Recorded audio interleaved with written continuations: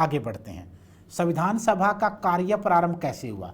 भारत की जो संविधान सभा है वो बन तो गई थी, संविधान सभा बन गई, संविधान सभा बन गई, कितने लोग कहाँ कहाँ से लिए जाएंगे ये सब फाइनल हो गया था।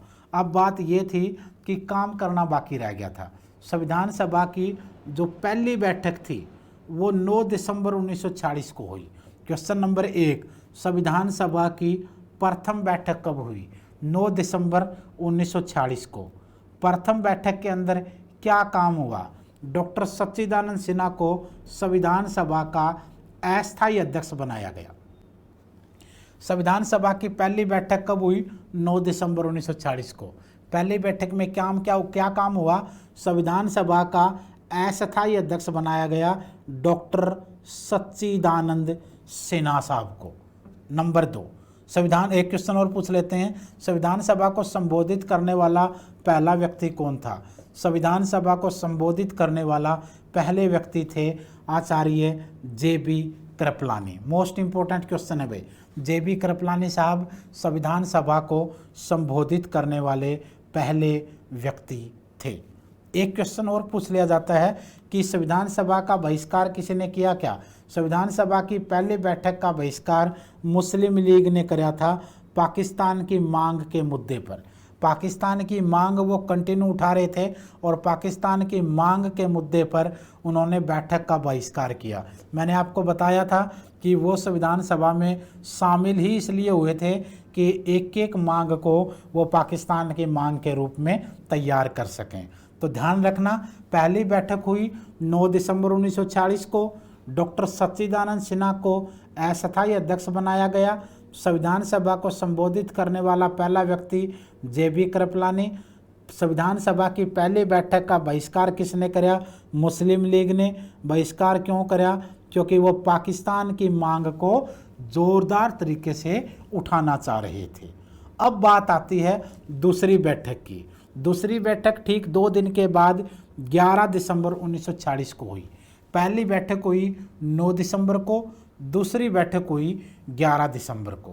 पहली बैठक में चुना गया था अस्थायी अध्यक्ष, दूसरी बैठक में चुना गया स्थायी अध्यक्ष।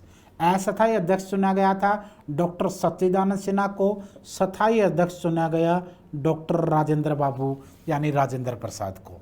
तो ये याद रखना है, अगर अस्थायी अध्यक्ष पूछें तो सच्चिदानंद सिन्हा जी, स्थायी पूछें राजेंद्र प्रसाद जी, पहला अध्यक्ष पूछें सच्चिदानंद सिन्हा जी, सेकंड अध्यक्ष पूछें राजेंद्र प्रसाद जी, सीधा ओनली अध्यक्ष पूछें तो राजेंद्र प्रसाद जी। क्योंकि 2 साल 11 महीने 18 दिन में से 2 साल 11 महीने 16 दिन राजेंद्र प्रसाद जी को मिले थे और सिर्फ 2 दिन डॉक्टर सच्चिदानंद सिन्हा को मिले।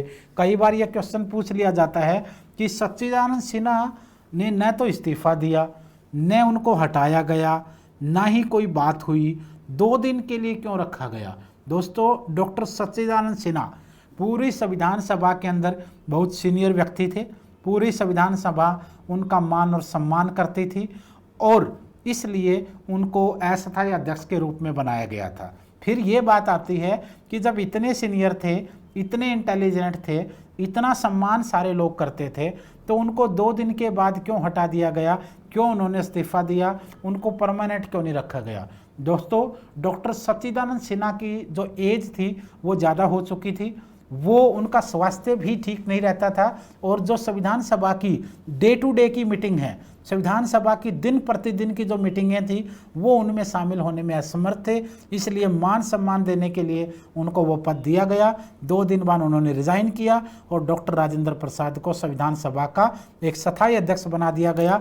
ये तब तक अध्यक्ष बने रहे जब तक देश का संविधान बन नहीं गया और जैसे ही देश का संविधान बना, संविधान सभा को भंग किया, इनको भारत का राष्ट्रपति बना दिया गया। क्योंकि संविधान सभा ने ही भारत के पहले राष्ट्रपति के रूप में डॉक्टर राजेंद्र प्रसाद को संविधान सभा के अध्यक्ष से देश का राष्ट्रपति मनोनीत किया था। तो ये चीज़ आपको समझनी है। सेकंड मीटिंग में क्या हुआ था? HC मुखर्जी, हरेंद्र कुमार मुखर्जी को उपाध्यक्ष बनाया गया था। हरेंद्र कुमार, अब मैं एक बार देख रहा था एक वीडियो, पता नहीं किसकी देख रहा था, मैं क्या देख रहा था, उसमें बच्चे बोल रहे थे कि सर HC मुखर्जी है बट हरेंद्र कुमार मुखर्जी कैसे हुआ? हरेंद्र कुमार मुखर्जी का मतलब एच के मुखर्जी होना चाहिए, बट एच सी मुखर्जी कैसे है? दोस्तों यहाँ पर कुमार इनका ये आता है, इनके नाम में ये कुमार था, इनके नाम में CWMAR ये नाम है, इसलिए इनको HC मुखर्जी कहेंगे और इधर आप हरेंद्र कुमार मुखर्जी कहेंगे। इनके नाम को इस तरीके से स्पेल किया गया है, ध्यान रहेगा। हरेंद्र कुमार मुखर्जी संविधान सभा के उपाध्यक्ष थे। डॉक्टर राजेंद्र प्रसाद संविधान सभा के अध्यक्ष थे, स्थायी अध्यक्ष थे। तीसरा है BN राव, बेनेगल नरसिंह राव को संविधान सभा का कानूनी सलाहकार, लीगल एडवाइजर उनको बनाया गया था। ये भी बहुत बड़ा काम था भाई, क्योंकि डॉक्टर BN राव जो है एक बहुत बड़े लेवल के व्यक्ति थे। वो अंतर्राष्ट्रीय संस्थाओं से लेकर के भारतीय संस्थाओं में बहुत बड़े बड़े पदों पर रह चुके थे। और जो संविधान सभा थी उसका जो कानूनी सलाहकार था वो एक ऐसा व्यक्ति होना चाहिए था बिल्कुल जिसको कानूनी पेचीदगियों की जानकारी पता हो।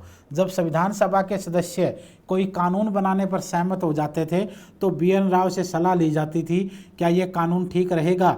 ऐसा तो नहीं है कि ये कानून बाद में जा कर के कोई जड़ कानून बन जाए या कोई मूड कानून बन जाए या कोई ऐसा कानून बन जाए जो देश की जनता को परेशान करे और जिसके अंदर बहुत ज़्यादा लूपहोल हों। तो ये कोशिश की गई थी। इन्होंने हर चीज़ को इतना बखूबी निभाया।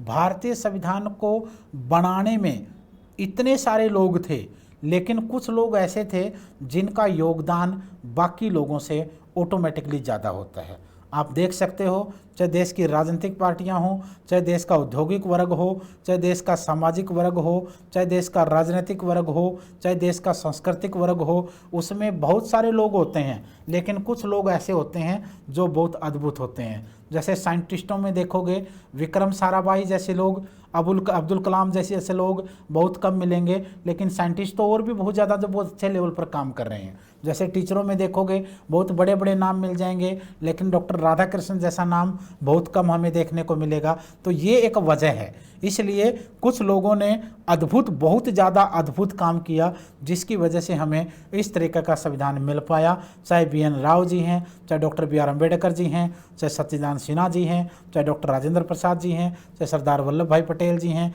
चाहे पंडित जवाहरलाल नेहरू जी हैं, चाहे HC मुखर्जी जी हैं। कुछ नाम इसमें ज़्यादा आपको एडवांस दिखेंगे।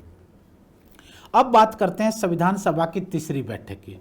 दोस्तों, संविधान सभा की तीसरी बैठक 13 दिसंबर 1946 को हुई।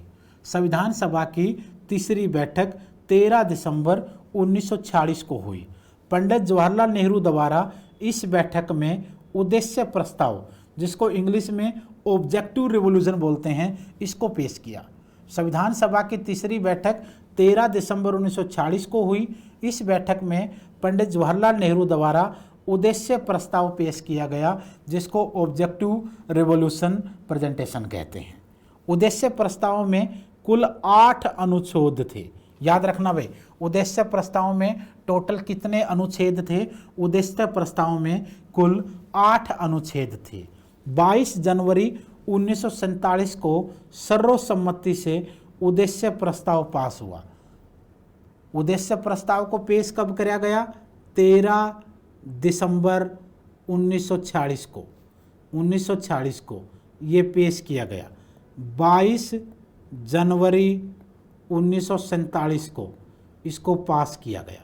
दोनों चीज़ें अलग अलग हैं, दोनों की डेट पूछी जाती हैं। क्वेश्चन नंबर 1 इस पेज पे बनेगा, संविधान सभा की तीसरी बैठक कब हुई? 13 दिसंबर। क्वेश्चन नंबर 2 बन जाएगा, 13 दिसंबर को संविधान सभा की कौन सी बैठक हुई? दूसरी बैठक में, तीसरी बैठक में क्या काम किया गया? उद्देश्य प्रस्ताव पेश किया। उद्देश्य प्रस्ताव किसने पेश किया? पंडित जवाहरलाल नेहरू ने पेश किया। उद्देश्य प्रस्ताव में टोटल कितने अनुच्छेद थे? 8 थे। इसको पास कब किया गया? 22 जनवरी 1947 को। कितने बहुमत से पास किया गया? सर्वसम्मति से। सर्वसम्मति की जगह कई बार आम सहमति वर्ड यूज होता है। आम सहमति, जनरल, मतलब पूरे के पूरे लोग एग्री थे भाई, सर्वसम्मति थी, सारे लोग, कोई भी इसके विपक्ष में नहीं था। इसके आधार पर ही संविधान की प्रस्तावना को बनाया गया। उद्देश्य प्रस्ताव जो था उसके आधार पर ही भारतीय संविधान की प्रस्तावना बनी। या क्वेश्चन ऐसे आ सकता है कि भारत की संविधान की प्रस्तावना का आधार बताएं। भारतीय संविधान की प्रस्तावना का अगर आधार पूछा जाए तो आएगा आंसर उद्देश्य प्रस्ताव। भारतीय संविधान की प्रस्तावना का आधार अगर पूछा जाए तो आंसर आएगा प्रस्तावना। ये आपको याद रखना है। तो ये सब आपका तीसरी बैठक में हुआ।